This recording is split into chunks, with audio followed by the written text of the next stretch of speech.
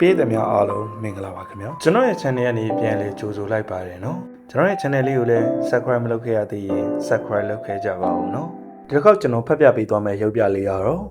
ဘဝင်မြင်လွှဲ၍ပျက်စီးသွားရသောမြေခွေးမိုက်ဆိုတဲ့အကြောင်းပဲဖြစ်ပါတယ်ခင်ဗျာဂေါရမမြတ်စွာဘုရားရှင်ဟာဝေလူဝန်ကျောင်းတော်မှာတရင်သုံးတော်မူနေတော့တပည့်တော်ဝါကယဟန်တို့ဟာဒေဝရတ်နဲ့ပတ်သက်ပြီးဝေဖန်စကားပြောကြပါတယ်ငါရှင်တို့ဒေဝရတ်ဟာဘုရားရှင်ကိုအမျိုးမျိုးအနောက်ဆက်ပြုခဲ့ပေမဲ့သူပဲပျက်စီးဆုံးရှုံးရတာပါပဲဟုတ်ပါရဲ့ဘုရားရှင်ကိုနာလာဂိစင်တဲ့တိုက်တုံးကလည်းမအောင်မြင်ခဲ့သူ့မှာလက်လာပါတက္ကရာတွေကွယ်တင်ခဲ့ရတာပဲအဖက်တင်ခဲ့ရတာမဟုတ်လားဟုတ်ပါအဲ့ဒီအချိန်မှာဘုရားရှင်ကြွလာပြီးမေးမြန်းတော်မူပါတယ်ချစ်သားယဟန်တို့ဘယ်အကြောင်းအရာတွေကိုပြောဆိုဆွေးနွေးကြတာလဲဒေဝရတ်ဟာအရှင်ဘုရားကိုနောက်ဆက်ဖို့ကြံတိုင်းအောင်မြင်မှုမရကြောင်းနဲ့နာလာဂိစင်တဲ့တိုက်တုံးကလည်းမအောင်မြင်ပဲသူ့မှာသာလက်လာပါတက္ကရာတွေကွယ်ခဲ့ရတယ်လို့ပြောဆိုဝေဖန်နေမိကြတာပါဗျာအဲ့ဒီအခါမှာမြတ်စွာဘုရားရှင်ကိုရမြတ်ကြီးဟာချစ်သားယဟန်တို့ဒေဝရတ်ဟာသူရရှိထားတဲ့တကုတ်အိဋ္ဌိပတ်တွေမန်တက်ပြီးဒုက္ခပေးဖို့ကြိုးစားတာသူပဲပျက်စီးခဲ့ရတာအခုမှမဟုတ်ရှေ့အတီတီမြေခွေးဘွားတုန်းကလည်းပျက်စီးခဲ့ပူပေတယ်အရှင်မြတ်ဗျာအတိတ်ကိုဆောင်ပြီးတော့ဟောပေါ်မှကြားတော်မူပါဗျာယဟန်တို့ရဲ့တောင်းပန်မှုကြောင့်မြတ်စွာဘုရားဟာအတိတ်ကိုဆောင်ပြီးတော့ဟောကြားတော်မူခဲ့ပါတယ်ရှေးလွန်လေးပြီးတော့အကောဟာဘာယာနတိပြည်မှာဗျမရမင်းကြီးမင်းပြူစဉ်ဖျားလောင်းဟာဗျမရမင်းကြီးရဲ့ဘရောဟိတ်ပုံနာဖြစ်ပါတယ်ဘုရားလောင်းဘရောဟိတ်ပုံနာဟာဗေဒင်သုံးပုံကိုရော18ပါသောတက်ကူပါတက်ဖက်ကန့်ခတ်တက်မြောက်ခဲ့ပါတယ်တနေ့ပါတော့ဘရောဟိတ်ပုံနာဟာရံပေါင်းကိုနိုင်နေစေတယ်ပထဝီဇယမန္တန်ကိုကြောက်ပြတစ်ခုမှထိုင်ရင်ရုပ်ဖက်တရက်စဲလေးပါတယ်အဲ့ဒီအခါမှာကြောက်ဖြာနေကတွင်တွင်မှဝတ်နေတယ်မြေခွေးဟာပထဝီဇယမန္တန်ကိုရုပ်ဖက်တန်ကိုကြားပြီးပထဝီဇယမန္တန်တရားကိုလိုက်လံကြံ့မှတ်ခဲ့ပါတယ်အဲ့ဒီကာရမန်တရားကိုအဆဆုံးရရောမြေခွေးဟာတွင်းထဲကနေခုန်တက်လိုက်ပြီးအိုပုံနာငါလည်းအသိလို့ပဲပထဝီဇယမန္တတရားကိုရပြီဒီမြေပြင်မှာရံပေါင်းကိုနိုင်တော့မယ်ကွအော်ဟေးရေမော့ကတောထဲကိုပြေးဝင်သွားခဲ့ပါတယ်ဒီမြေခွေးဟာပထဝီဇယမန္တရာကိုအသုံးပြုပြီးအာကုသိုလ်မှုများစွာပြုတော့မှာပဲခက်ပြီမြေခွေးဟာတောထဲလက်ရောက်ရောပထဝီဇယမန္တရန်ရာကိုရွတ်ဖက်ပြီးမြေခွေးပေါင်းကိုသူ့ကိုဥညွတ်စိတ်ကဟဲ့ငါဟာအခုမှပဲမြေခွေးတကာတို့ရဲ့ဘယင်ဖြစ်ပေတော့တယ်ဒါမဲ့ဒါတော့မကျေနပ်နိုင်ဘူးဒလိဆန်အားလုံးရဲ့အကြီးအကဲဖြစ်အောင်ငါလုပ်မယ်ဒါတော့တောင်လုံးရဲ့ဘယင်ဖြစ်မှငါကျေနပ်နိုင်မယ်ဒီလိုနဲ့ပထဝီဇယမန္တရာကိုအာကုနဲ့ဒလိဆန်ပေါင်းကိုဥညွတ်စေခဲ့ပါတယ်စင်ကြာချင်းလေးလိုတားရဲကောင်ကြီးတွေကစသူ့ကိုဥညွတ်ခတ်စားခဲ့ရပါတယ်တောပင်ဖြစ်ပြီကွာငါအကြိုက်ဆုံးမြေခွေးမတကောင်ကိုမိဖုရားမရောက်ပြီဗိတ်သိက်ခံရမယ်ဒီလိုနဲ့တပ်ပထမြေခွေးဖြစ်ဘွဲ့မြေခံယူပြီးမြေခွေးမတကောင်ကိုမိဖုရားမြောက်ကဗိတ်သိက်ခံယူခဲ့ပါတယ်ဒါမဲ့တပ်ပဒါရမြေခွေးဟာဒီလောက်နဲ့လည်းမကျေနပ်တင်းနေနိုင်သေးဘူးငါဟာတောပင်ဖြစ်တာမကမြို့ပင်ဖြစ်ပါဘာကြောင့်မရှိနိုင်ရမှာလဲဘယနတိပြည်ကိုသိမ်းယူပြီးဘယနတိမင်းဖြစ်ငါခံယူမယ်ငါလိုချင်လူသားတို့ရဲ့ဘင်ဖြစ်ပါရယူနိုင်ရမှာပေါ့ဟုတ်တယ်မလားတပည့်တို့ရာမှန်ပါအရှင်မြေကွေအရှင်လူရင်အဆက်ကြောက်လာတခွင်လုံးရဲ့ဧကရစ်ပင်ကြီးတောင်ဖြစ်နိုင်ပါတယ်မြောက်ပေးထားမှတို့ချာနေငါတို့ပဲလှည့်လာအောင်မယ်ဖြစ်ရမှာပေါ့လေဖြစ်ရမှာပေါ့ကွာဘယ်သူမှမဟုတ်ဘူးငါပဲဟာဒီလိုနဲ့တပ္ပဒါထမြေခွေဟာဆင်းရဲကြောကုန်းထဲမှာရှိတဲ့ချင်းနေကြီးပေါ်ခွစီပြီး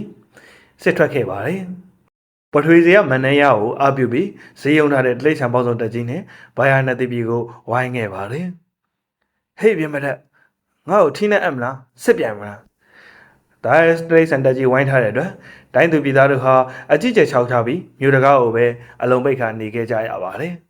ဗျမရမင်းကြီးဟာလည်းအေယာမတိရစ္ဆာန်တက်ကြီးရဲ့အတွက်ဆိုရင်မကေဖြစ်နေခဲ့ရပါတယ်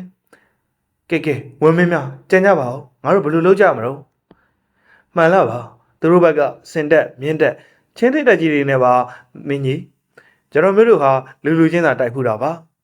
ဟုတ်တယ်သူတို့ဘက်ကအင်အားများလို့နေသူတို့ကိုရှင်ဖို့မလွယ်ကူလာပါဘူးအရှင်မင်းကြီးခက်ပြီအဲ့ဒီအခါမှာပုံနာဟာဘယင်မင်းကြီးကိုနှစ်သိမ့်စကားဆိုခဲ့ပါတယ်အရှင်မင်းကြီးဘာမှမပူပန်ပါနဲ့အဲ့ဒီမြေခွေးမိုက်ကိုဆုံးမဖို့ကျွန်တော်တာဝန်ယူပြစီအိုးဘရောဟိတ်တင်တာဝန်ယူနိုင်မှာမလားတင်တို့ကိုချိန်မုန်းပြပါမယ်ရှင်မင်းကြီးကဲကောင်းပါပြီအဲ့တော့ဆိုရင်တင့်ကိုအနုဘတ်ပြန်ဖို့တင်ကြံဆောင်တာလေဒါနဲ့ဘရောဟိတ်ပုံနာဟာမျိုးထိပ်ပေါ်တက်ပြီးတော့ တပ်ပတ်ဒါထမြေခွေးကိုအော်ဟစ်မင်းမြန်းတော့ပါတယ်အချင်းတပ်ပတ်ဒါထသင်ဟာငါတို့ကိုမကြောက်မရွံ့နဲ့ဘလို့များစစ်ခင်းရမှာလဲငါတို့ဗယာနတိစစ်တီရဲ့ဓာပြလန်များမှာတင်အသက်ပါခြင်းလို့လားပြောစမ်းဟာဟာဟာသင်တို့ဘက်ကစစ်တီတွေလှုပ်တောင်လှုပ်ချင်ရမှာမဟုတ်ဘူးလှုပ်ဆမ်းမအောင်အဲ့ဒါဆိုတင်ကဘလို့ဗျူဟာသုံးပါလဲဟာဒီငါစီးနှင်းထားတဲ့ချင်းသေးကြီးကိုဟောက်ခိုင်းလိုက်မှာပေါ့ကွာဒီချင်းသေးရဲ့ဟောက်တံကိုကြားလိုက်တာနဲ့သင်တို့ပြည်သူတွေနောက်အုံတွေကွဲပြီးတည်ကြရမယ်ကဲရှင်းပြီလားကဲကောင်းပြီအဲ့တော့ဆိုရင်လေတင်နဲ့ငါမကြခင်စစ်ထိုးစစ်ပြန်ကြမယ်ကဲခဏဆောင်အခုတော့ဘရောဟိတ်ပုံနာလည်းမြို့ထက်မှပြန်ဆင်းလာပြီးတော့မင်းကြီးတို့ကိုအနှက်လက်လဲကျင်ညာစေခဲ့ပါတယ်တိုင်းသူပြည်သားအများတို့လေမကြမီမြေခွေးမိုက်ရဲ့တက်နဲ့ထိုးစစ်ထိုးမှာမို့မုံညက်ဝါကွန်းတို့နဲ့မိမိတို့ရဲ့နားနှစ်ဖက်ကိုပိတ်ထားကြသည်အမိန်တော်ဗျမနမင်းကြီးနဲ့တကွာတိုင်းသူပြည်သားတို့ဟာသူတို့ရဲ့နားနှစ်ဖက်ကိုပိတ်ဆို့ခဲ့ကြပါတယ်ဘရောဟိတ်ပုံနာကိုယ်တိုင်သူနာတွေပိတ်ပြီးမှမျိုးပေါ်တက်ခဲ့ပါတယ်။အိုးတပ်ပတ်တာထတင်းနဲ့စစ်ပြိုင်မှုကျုပ်တို့ဘက်ကအသိပြင်ပြီ။ကဲကောင်းပြီ။ကဲကေတရာဇာကြီးအားရပါရဟောက်လိုက်စမ်းပါ။စင်ယုံငယ်ထမချင်းသေးကြီးဟာအားရပါရဟင်းဟောက်လိုက်ရာနားပေါက်တွေကိုပိတ်ဆို့ထားတဲ့ပြည်သူပြည်သားတွေဟာဘာမှမဖြစ်ပဲတလိษံတွေဟာရုတ်တရက်ပေါ်ထွက်လာတဲ့ချင်းသေးဟောက်တန်ကြီးကြောင့်ထိတ်လန့်တကြားဖြစ်ပြီးခြေဦးတရာကိုဒရောတော်ပါပြေးခဲ့ကြပါတယ်။အမလေးနားတွေကွဲပါရဲ့ဗျာ။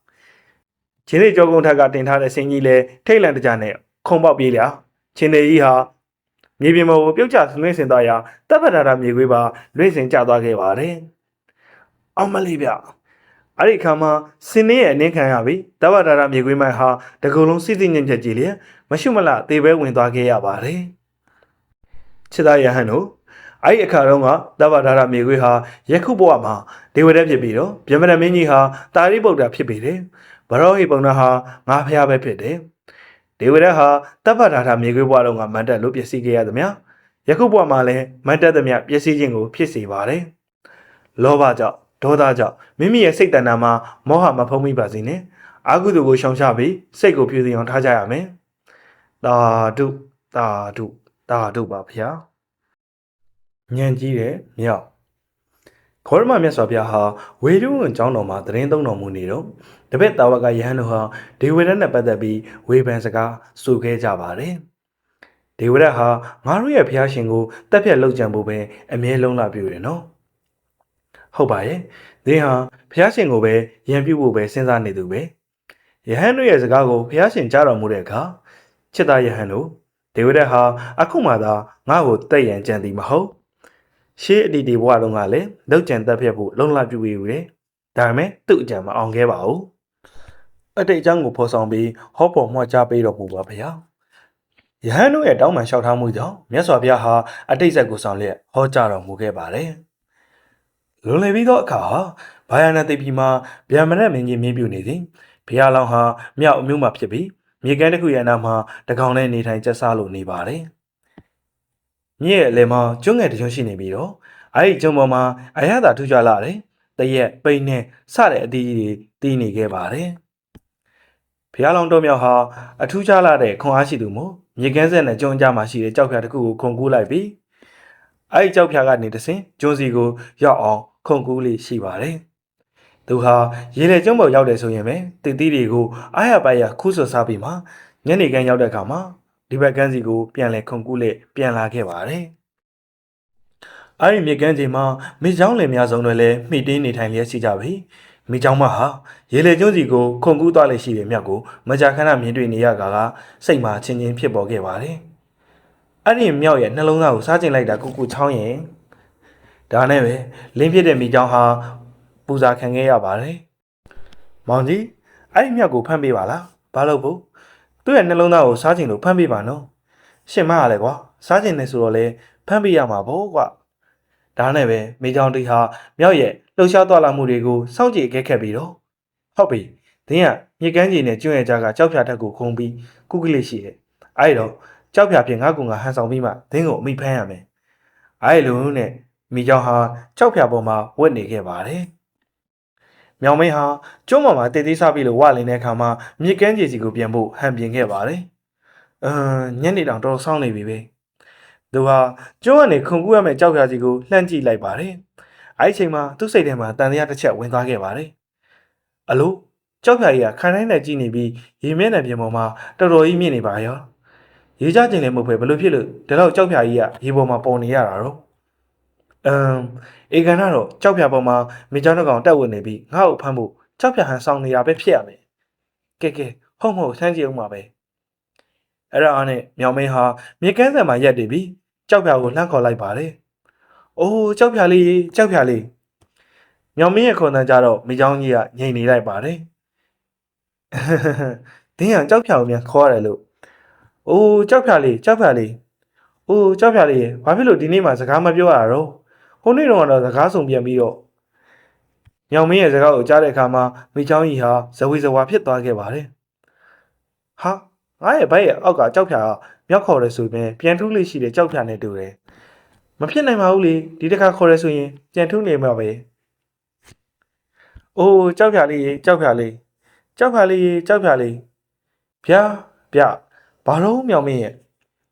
အလိုတတ်မဲ့ပစ္စည်းဖြစ်တဲ့ကြောက်ဖြာဟာဘယ်နဲ့ပြန်ထုရတာတော့ဒါဆိုရင်ဒါဟာကြောက်ဖြာမဟုတ်ဘူးသင်ဟာဘယ်သူတော့ငါဟာမိချောင်းပါပဲဘာကြောင့်ကြောက်ဖြာလိုဟန်ဆောင်ပြီးဝတ်နေရတာလဲသင်ကိုဖမ်းနေလို့ပါဖမ်းမိပါလို့ဖို့တော့သင်ရဲ့နှလုံးသားကိုငါရဲ့မယားမိချောင်းမကစားကျင်နေဆိုလို့ပါအော်ဒီလိုကြောက်လားကောင်းပြီလေသင်ရဲ့မိချောင်းမရဲ့ဆန္ဒကိုပြေဝစေဖို့ငါကိုယ်တိုင်စတေးခံပါမယ်အေးအဲ့ဒါဆိုလဲမင်းရဲ့ပါဇက်ကိုအစွမ်းကုန်ဖျက်ထားကွာငါတင်းရဲ့ခရင်းနဲ့ခုံချပြီးတော့အစရေးခံပါပါမိချောင်းကြီးလည်းအဟုတ်မှတ်ပြီးတော့အာခရင်းကိုအစွမ်းကုန်ဖွင့်ချခဲ့ပါတယ်မိချောင်းတို့ရဲ့ထုံးစံတိုင်းအာခရင်းကိုအစွမ်းကုန်လွှတ်ဖွင့်လိုက်ရင်မျက်လုံးတို့ကအလိုလိုပိတ်သွားခဲ့ပါရောအခုလည်းမိချောင်းကြီးဟာအာခရင်းကိုအစွမ်းကုန်ဖျဲထားလိုက်တယ်ဆိုရင်ပဲမျက်လုံးတွေပိတ်သွားခဲ့ပါတယ်ဟုတ်ပြီ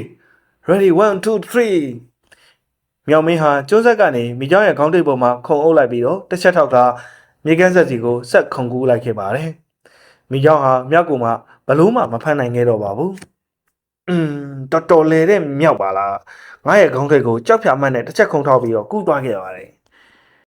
အိုးမြောင်မင်းတင်းရဲ့နှလုံးသားထဲမှာကင်းဝတ်နေတဲ့သစ္စာပညာလုံလစွန့်ခြင်းအဲ့ဒီလေးပါးကြောင့်ရန်ကုန်သူများကိုအနိုင်ယူပေးပါတယ်မိချောင်းဟာမြောင်မင်းကိုချီးမွမ်းစကားဆိုပြီးတဲ့နောက်မှာတော့သူ့ရဲ့နေရာစီကိုပြန်သွားခဲ့ပါတယ်ချစ်သားယဟန်တို့ဒေဝဒတ်ဟာယခုဘဝမှာသာလျှင်ငါ့ကိုတက်ဖြတ်ဖို့လုံလပြုတ်သည်မဟုတ်ရှေ့အတီတီဘဝတုန်းကလည်းလုံလပြုတ်ဖို့သည်သာယခုအခါဒေဝဒတ်တုန်းကအဲ့ဒီတုန်းကမိချောင်းထိဖြစ်ပြီးတော့ယခုအခါစိန်သမဏဟာအဲ့ဒီတုန်းကမိချောင်းမှဖြစ်ခဲ့ပေတယ်ယခုအခါငါဖះဟာအဲ့ဒီတုန်းကမြောင်မင်းပဲဖြစ်ပေတယ်ချစ်သားတို့တာဓုပါဖះ